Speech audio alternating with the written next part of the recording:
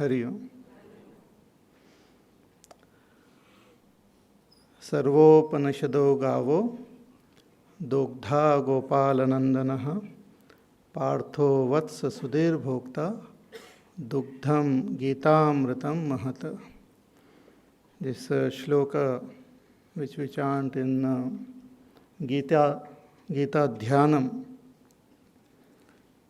it means that all the Upanishads are like cows, and Bhagwan Krishna is the cowherd who milches the cow, and the milk is Bhagavad Gita, and Arjuna is the calf which drinks this milk, and otherwise people also drink this milk.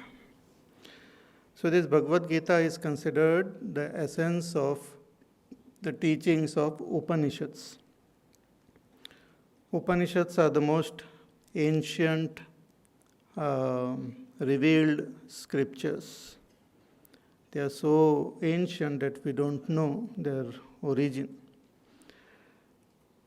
We have many Upanishads, 108 main Upanishads, and they are part of the Vedas. So main 4 Vedas are there: Rig Veda, Yajurveda, Samveda, Atharva Veda. And in these 4 Vedas we have main 108 Upanishads, out of which 10 Upanishads are considered most important and major. And Upanishad reveals the ultimate truth or ultimate reality. The whole Vedas, essence is revealed in the Upanishad. So what is the great reality which is revealed in the Upanishads? There are many statements in the Upanishads, and main statement which reveals the ultimate truth, they are called the Mahavakya. And there are 4 Mahavakyas which are taken as sample from 4 different Vedas. You must have heard. So there is this Mahavakya called in Chandogya Upanishad, Tattvamasi, you are that. Then from Aittreya Upanishad we have Prajnanam Brahma. In Brihadaranyaka Upanishad we have Aham Brahmasmi. In Mandukya Upanishad we have Ayam Atma Brahma. In this Mahavakya, the essential teaching of the Upanishads or the Vedas are given. And what does it mean? That Tattvamasi, you are that. That means you are that Brahma. The essential nature of everyone is Brahma. The term for reality is Brahma. Brahma is that which is infinite, that which is pure existence, pure consciousness, pure bliss. And that is our essential nature. Essentially, really, we are that Brahma. So that is being revealed in the scriptures, in the Upanishads. Tattvamasi, like the Shvetaketu, he approaches his own father as a teacher, and his father tells him that you are that Brahma, that which is all pervading, that which is the very source of all this creation, that which is birthless and deathless, that which doesn't undergo any change, any modification. You are that. He pointed his finger towards his own son, and he said, you are that. That doesn't mean only that Shvetaketu is Brahma, but this finger, the Rishi points towards every one of us. All those who listen to the Rishi, the finger is pointed towards us, and we are told that essentially we are that Brahma. I am Atma Brahma. What is this Brahma? Our own self is Brahma. This Atma itself is Brahma. I am Atma Brahma. And what is the nature of that Atma? It's Prajnanam Brahma. It is of the nature of consciousness.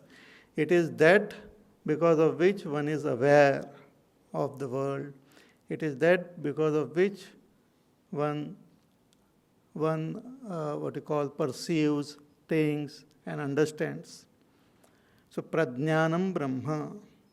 So after going through all these various teachings of the scriptures and ultimately coming to this Mahavakya, contemplating, Shravana, listening to it, Mananam, contemplating on it, Nididhyasam, meditation or meditating on this Mahavakya, ultimately one realizes the truth behind this Mahavakya. And that is revealed in the Mahavakya called Aham Brahmasmi. In Brihadaranyaka Upanishad, it's called the Anubhav Vakya.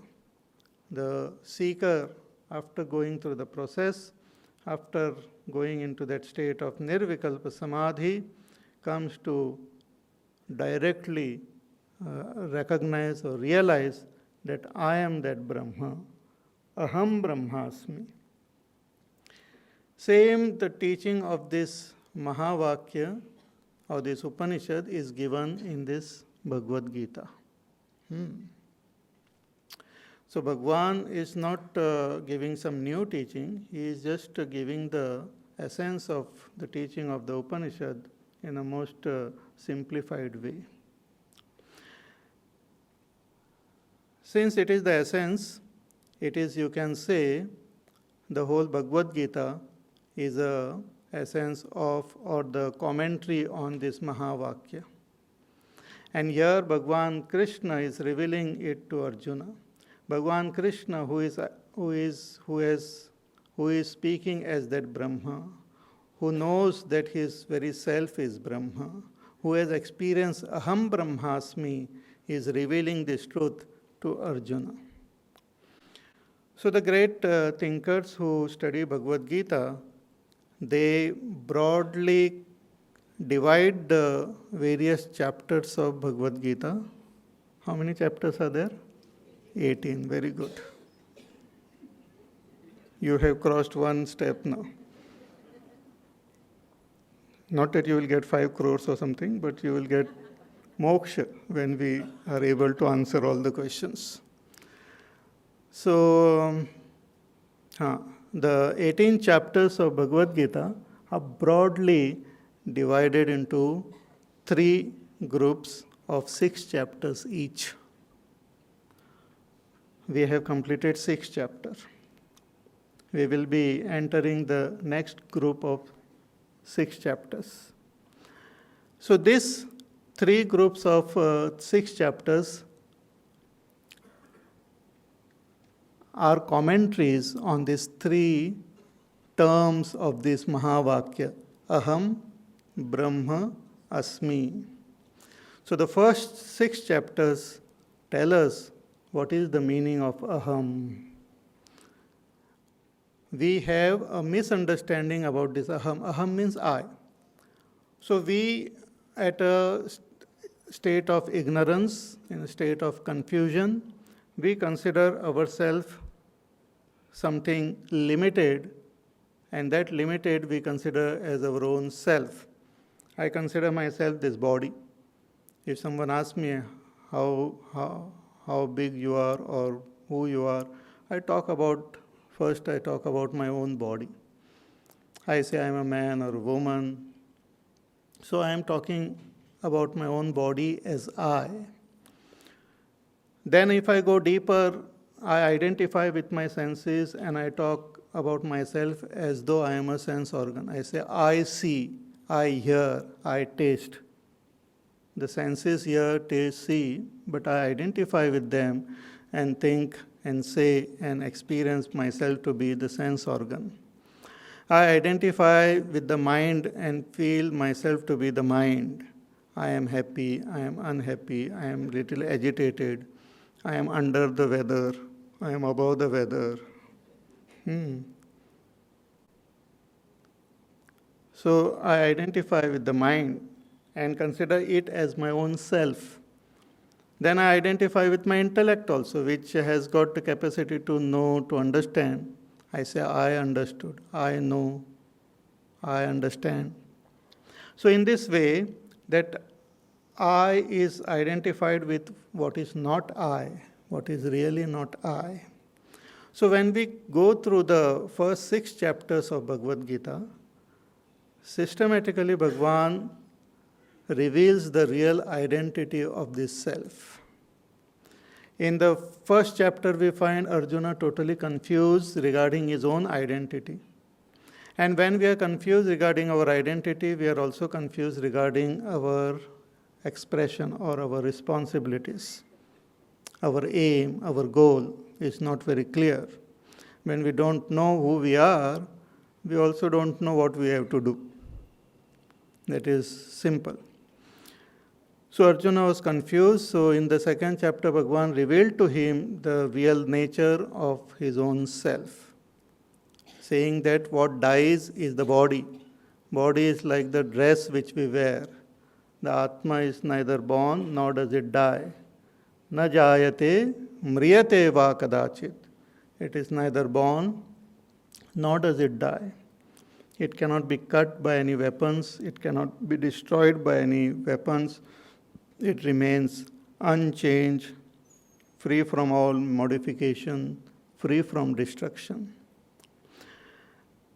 So it was categorically revealed to Arjuna that that is what you are. But in order to really appreciate who we are and experience who we are, that I am different from this body, mind, intellect, I am different from this, all these koshas they are called, we have to go into the state of meditation. Without meditating, without going into the state of meditation, we will not know that I am different from this body. We will intellectually appreciate it, we will be able to understand it, but it can be experienced. I can see myself as different from this only when I go into the what we call the state of meditation. So that was revealed in the 6th chapter. Bhagavan systematically guided Arjuna on this path of meditation, which we saw. That shanay shanay ruparame buddhya dhriti grihitaya, slowly and steadily quieten your mind and withdraw your attention from all the world and all other distraction and take it towards yourself and just remain as your own self. Atma sanstam manakritva na kinchidapi chintayet. That is the meditation. But this meditation is possible if we can quieten the mind. Because mind, with all its restlessness, is a great obstacle for meditation. Though I am not the mind, but it keeps on irritating me. Like some noise in the neighborhood. Like that, this keeps distracting me. So in order to quieten the mind and make it pure, Bhagavan revealed the path of karma, called Karma Yoga. It's a beautiful path wherein we fulfill our responsibilities with a particular attitude of Karma Yoga, attitude of worship, attitude of dedicating whatever we do to that Lord and taking whatever comes as prasad. So when we follow this path of Karma Yoga, slowly and steadily our mind starts becoming more and more pure.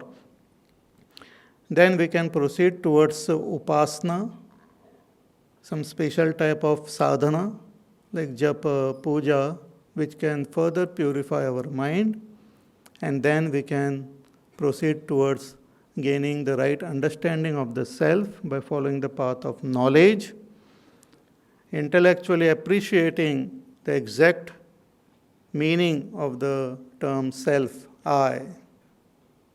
And once that becomes clear, we become fit for meditation. no distraction, no attachment for the world, no attachment in any action. We become yoga rudh, and then we can meditate and come to recognize our own self as different from these five koshas. So Bhagavan elaborately discussed this in the 6th chapter. He also revealed to Arjuna that even a person who follows this path, if he dies, he continues with this path in his next life and all. So a few questions which Arjuna raised were also answered. And Bhagavan there, he said that when one goes into the state of meditation, one experiences one's own self. And when one experiences one's own self, one looks at this whole world as expression of one's own self only. Bhagavan says that a yogi, he sees his own self in all, and he sees everyone in his own self. He looks at the whole world from the eyes of the self alone. Atmopammena sarvatra samam pashyati Arjuna. Sukham va yadi va dukkham sayogi paramo mataha. That a yogi who looks at this whole world as his own self, from the standpoint of his own self, is a great yogi. Therefore, finally, in that chapter, in the 6th chapter, Bhagavan tells Arjuna that, hey Arjuna, that yogi is better than tapasvi. A yogi is better than a person just gaining knowledge and sitting quietly, not going ahead. A yogi is better than all the karma kandis or those who are attached to karmas. Therefore, hey Arjuna, you become a yogi. But not just yogi means focusing one's attention or concentration, but a yogi who has gone deep within and come to recognize his own self, and that self which is not different from the entire world.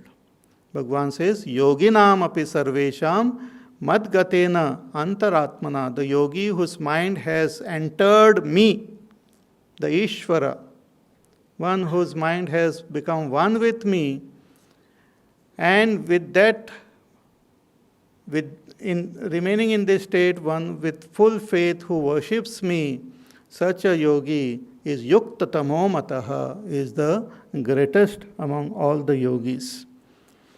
So here Bhagavan, in the last words of the 6th chapter, hinted at one more great thing, which is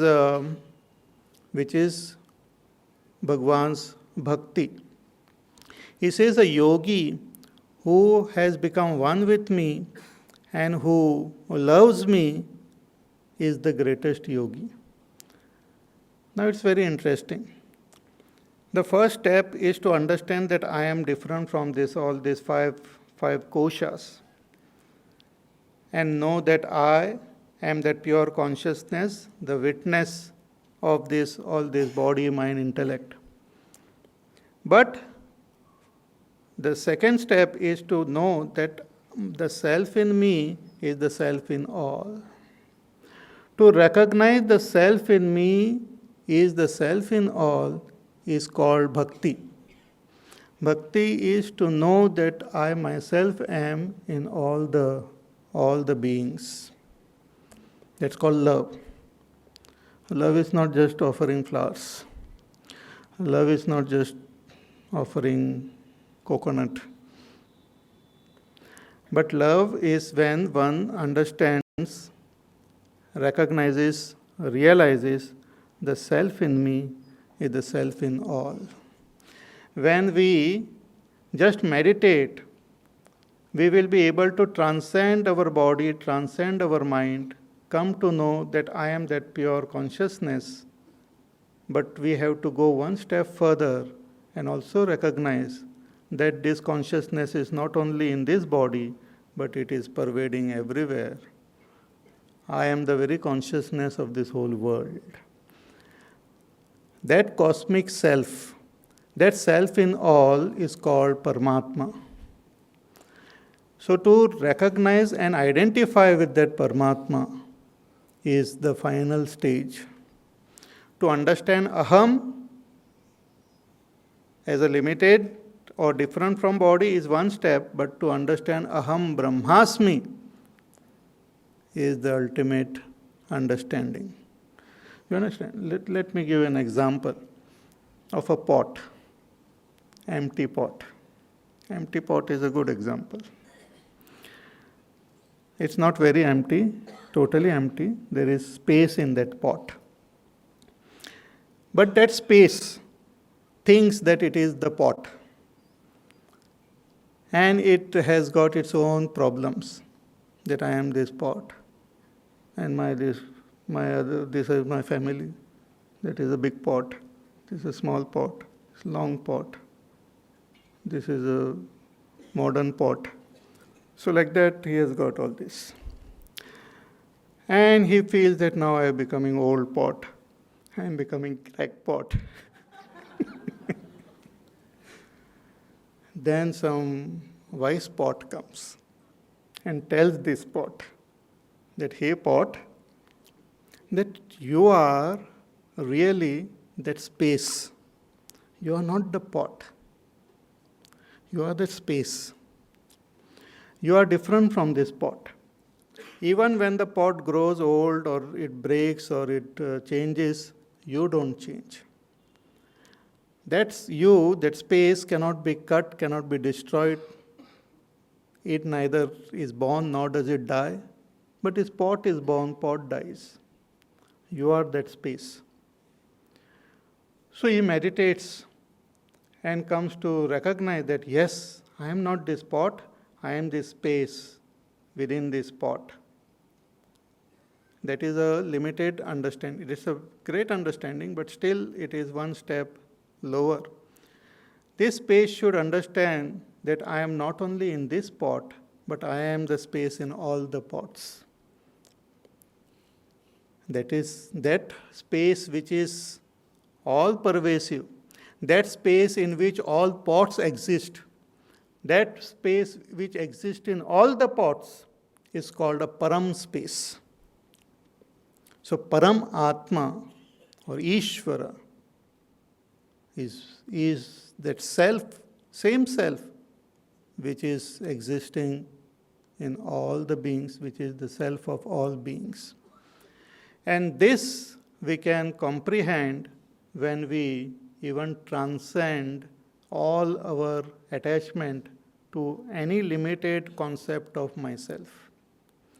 And that transcending my own little self is what we call bhakti, wherein I drop my identification with the limited this body, mind, intellect, and identify with that self in all.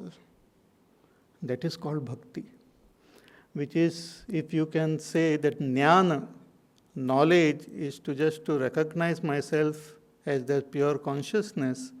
Bhakti is to know that I am that consciousness in all beings. I am the self of all. So that bhakti is revealed now from the 7th chapter onwards. Bhagwan reveals his real identity in this 7th chapter. See, again, to take another example, we can take the example of ocean. The ocean is like Paramatma, and one wave is like one individual. That individual thinks that I am just the form of that wave. Through meditation, he comes to know that I am the water in the wave. But through bhakti, he comes to know that I am the water in all the waves. That is called bhakti. Identification with that supreme self. Come recognizing myself as that Brahma. So what is that nature of that Brahma? what is the nature of that Ishvara? What is the nature of that totality from the standpoint of totality is revealed in this 7th chapter. It's very important, the prastavana, the introduction. Then you will be able to appreciate and enjoy the chapters. It's like a glass of water. It's great, but then I add it or I pour it into the lake. That water becomes one with the total water. So through bhakti, the purified understanding of our own self as though merges with the total understanding of the self. A jiva is an individual, and Ishvara is the total. So again, a wave is like a jiva, ocean is like Ishvara. So the wave should know not only that I am that water, but the wave should also know that I am the water in all the waves. That is the theme of the 7th chapter. So it takes a different turn. From this chapter onwards, the Bhagavad Gita takes a different turn. It goes one notch higher. A paradigm shift happens.